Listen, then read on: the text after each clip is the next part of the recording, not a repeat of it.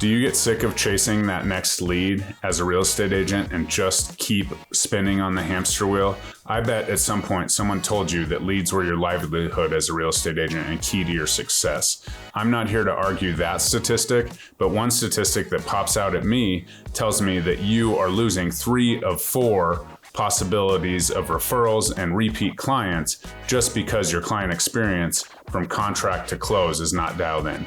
Want to know what I do? Stay tuned and we'll get into it.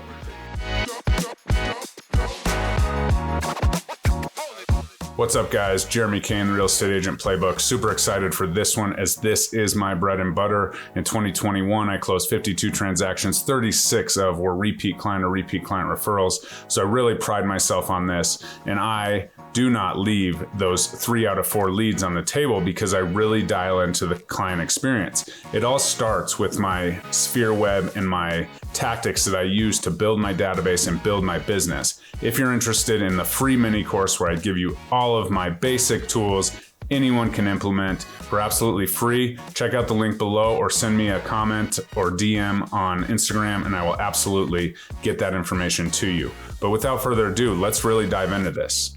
So that stat from the NAR website, 27% of people who purchase a home use the same agent they used to purchase the home to sell the home years later. And this is something that, really had me thinking. That's almost 3 out of 4. You're getting 1 out of every 4 of your clients to use you again on the next transaction.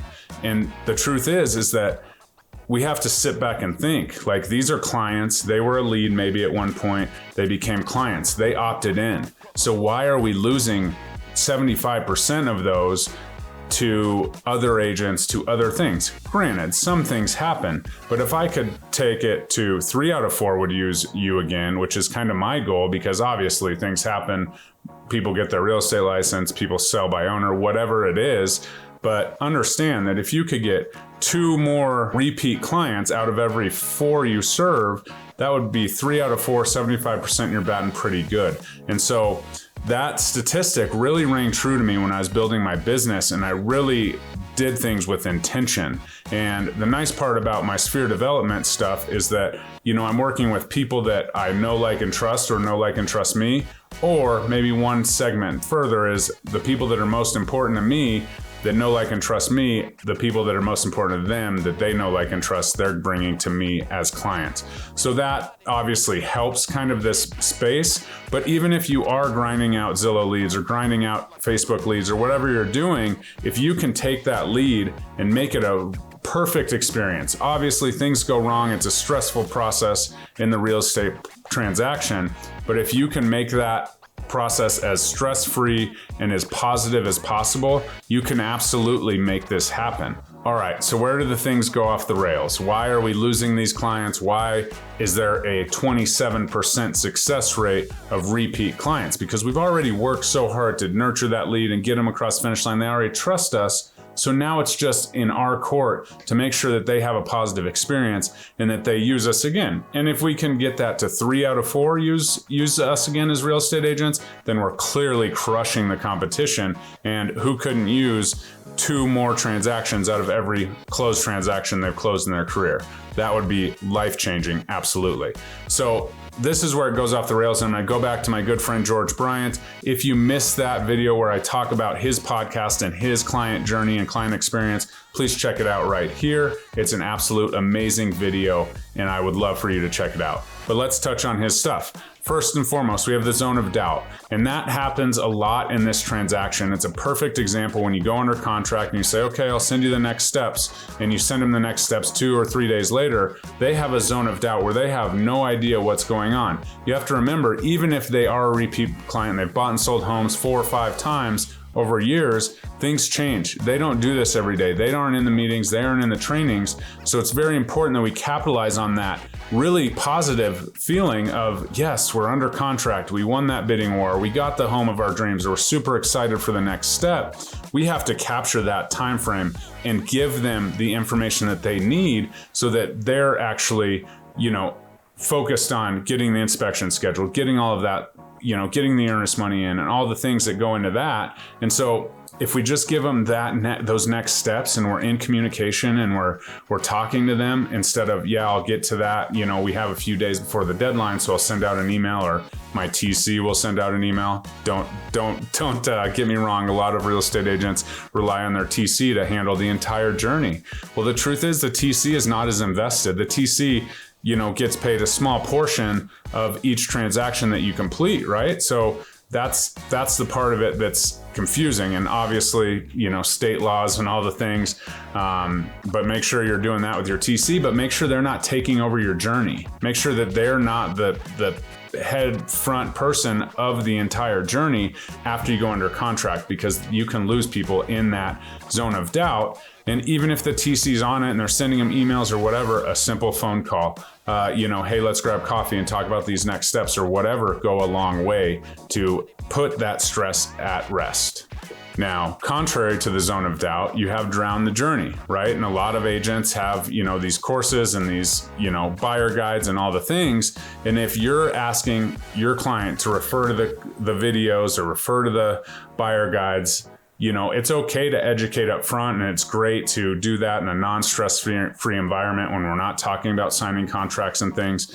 But if you have that, you still have to take each step of the journey and make sure that you're educating and make sure that you're connecting with them. And I use video and email as well as weekly contact calls to make sure that we're staying in touch, because if you just kind of drown the journey and say, yeah, refer back to that, you know, 20-page buyer guide to know what's going on in this segment of the contract, that's going to be a little bit, you know, lonely, and they're not going to, you know, 100%, you know, be all in and happy-go-lucky on your services if they're just having to go back to their resources and do that. So this is a super important piece, and we've talked about this a little bit on the part 2 of the client journey and the client process, but this is absolutely something to talk about here as we make sure that we're focusing on that. And this is where it starts to build, right? And then the next thing is the inverse journey. We don't want to talk a lot about ourselves. They've already opted in.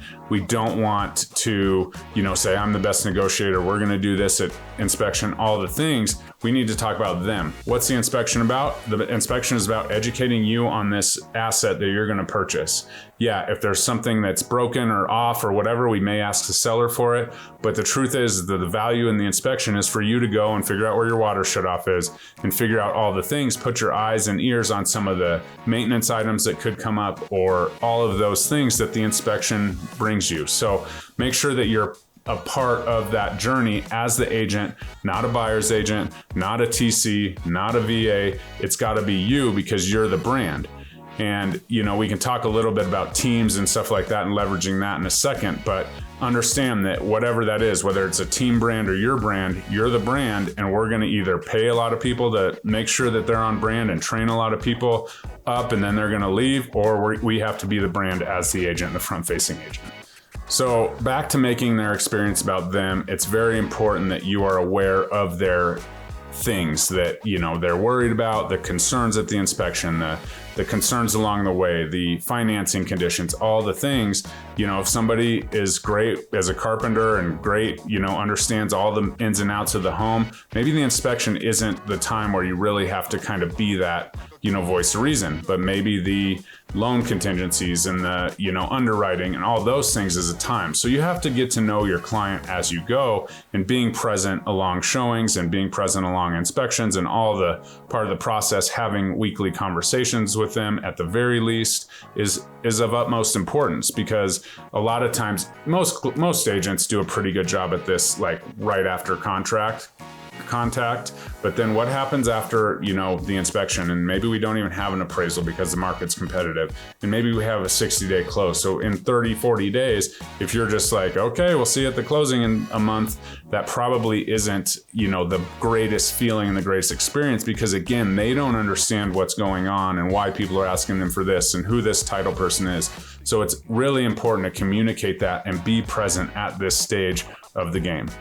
So yeah, making it about them, it starts all the time with a personalized customized closing gift from me. Obviously understand that, if you are on a team and the brand is, really powerful and everybody's trained and it's a well-oiled machine, that's great. But as an agent, if that's your kind of slice of, passive income, you have to understand that it takes a whole lot to, take your brand or your vision and have other people consistently deliver, right? Because once people get good at it and they, maybe get out of the buyer's agent thing and there's not a listing agent, team availability open or whatever, that's where things kind of go off the rails and they leave. So then you have to retrain and rebrand. So it's really important that you as the brand are really present, whether you have aspirations to build a team later on or you're just a solo agent like I am. It's very important that you are present but you make it about the client. So as the client goes, those customized gifts are always great. You're paying attention, you catch something, obviously you don't want to deliver a bottle of champagne to someone who's allergic to wine, right? That doesn't work. So make sure that you're very present and start with that. Start with meaningful gifts. Doesn't have to break the bank, just has to be meaningful. And there are certain strategies to the gifting and all of that we can talk about at a later date.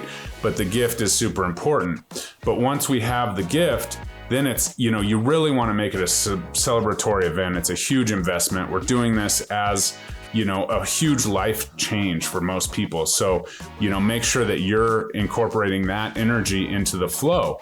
And once we close, that's when I really kind of start to, dive in. So we're super present, as I talked about in part 2 of the journey, which I've talked about a little bit here.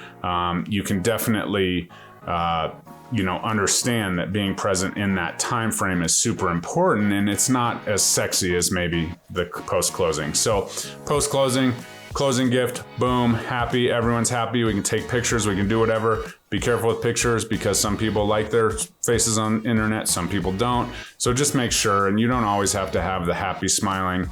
Trust me, when I close 52 or 40 or 48 or 47 transactions, I didn't post every single happy client because, people get sick of seeing everybody else every once in a while too. So once we do that, then I have a pizza order form and we order pizza on moving day. We have it delivered, we set it up so that they don't have to have anything to do with it. The sodas, the pizzas, all the things, and feed their movers, and everyone's kind of happy. That's an awesome little touch.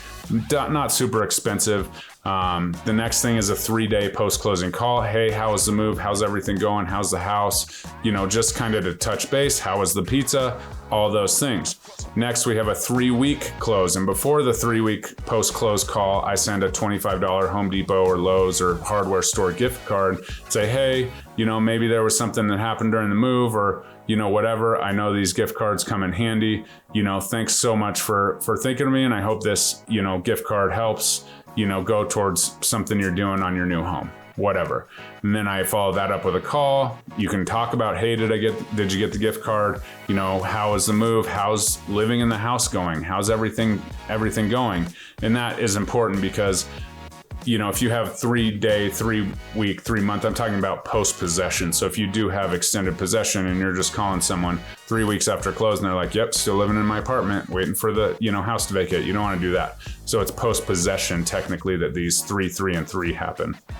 So 3 weeks we're there, boom, take care of it. Then I add them to HomeBot, which is a super sexy platform that sends them their home value. It's, a computer generated thing, but the cool part about HomeBot is it has their value, but then it has all kinds of different ways they can spend their equity and, refinance. It has a calculator, amortization calculator. So if you pay early, if you paid extra $50 a month, how much money would you save? So it's super cool, very analytical, statistical data based around that equity.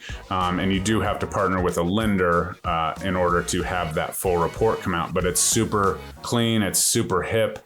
And so if you're interested in that, we can definitely hook you up with a lender that can help you get on a HomeBot, and it does cost a little bit.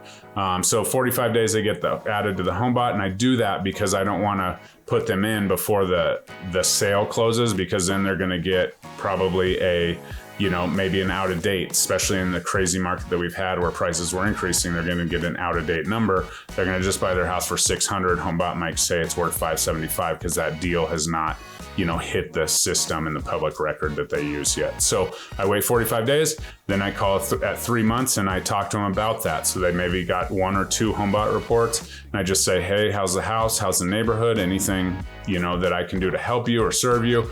And all these times, I'm not like asking for referrals, but oftentimes people say, hey, my brother and sister might move here or whatever. And that's when you can kind of capitalize on that. And that doesn't even count the 2 extra that you're missing from that statistic.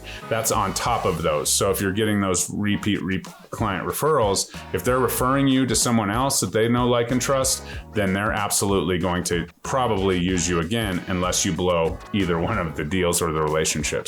And then after that, I have the annual review. You can check out my annual review video. We don't have to go too far into it, but essentially it's a financial advisor meeting based on their home, because that's my area of expertise. I don't talk about life insurance. I don't talk about taxes. I just talk about their home specifically. So if you want more information on that, that's great. And then I send them crumble cookies on their home anniversary every single year. And I do the home anniversary gift and the annual review every single year to follow. And then after that year, post close or post possession, I kind of drive them back into my sphere of influence. And in my sphere of influence are getting as many touches as they could imagine, over 100 touches a year, depending on what platforms they use and that kind of stuff. And then client events and direct mail and email and all the things. And so they're kind of in that space. They're still a close client, so they still get the home anniversary, cookies every single year, and they get the annual review. But then other than that, they're in my sphere again, where, they're in that container and they're getting, all my information, staying in touch, seeing my face on video so much. So that's kind of the entire journey and how I have been so successful. I don't have my exact statistic of, how many clients have used me and not, but I know that usually maybe 1 or 2 slip through the cracks a year of people that I helped buy that now have sold and bought again, but not very often, because that's how it is. And 36 out of 52 transactions came from repeat client or repeat client referral. So this system works, and it's not that hard. And if you can implement this system instead of just chasing that next internet lead, you can absolutely crush the game. If you have any questions, let me know. Jeremy Kane, Real Estate Agent Playbook, helping you win every single day at the game of real estate. Have a great day and go crush some deals today. Bye-bye.